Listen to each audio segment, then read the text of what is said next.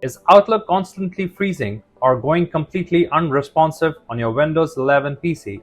Well, it can happen for several reasons, such as corrupted Outlook profile or an oversized data file or recent window update that caused a conflict. But you know what? The problem is really easy to fix if you know the right solutions. In this video, I'm going to walk you through working solutions step by step. But if the Outlook freezing issue does not go away easily, then call the numbers on the screen and our expert will solve your issue in real time. Alright then, let's get into it. Let's start by opening the Run command box on your computer.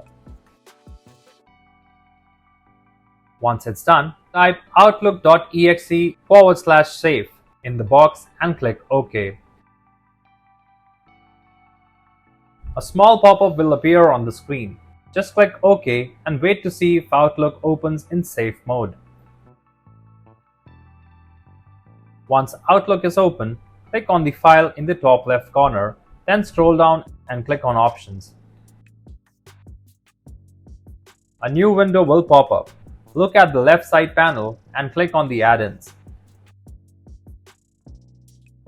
At the bottom of the screen, click on the Go button.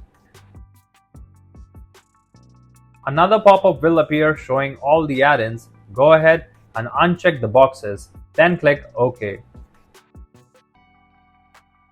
Now, close Safe Mode and open Outlook normally to see if the freezing issue is gone.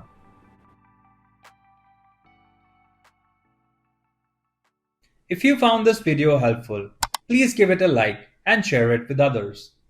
For more detailed and easy to follow guides, subscribe to our channel or visit help@emailtails.com. You can also contact our experts at the following numbers for seamless one-on-one assistance.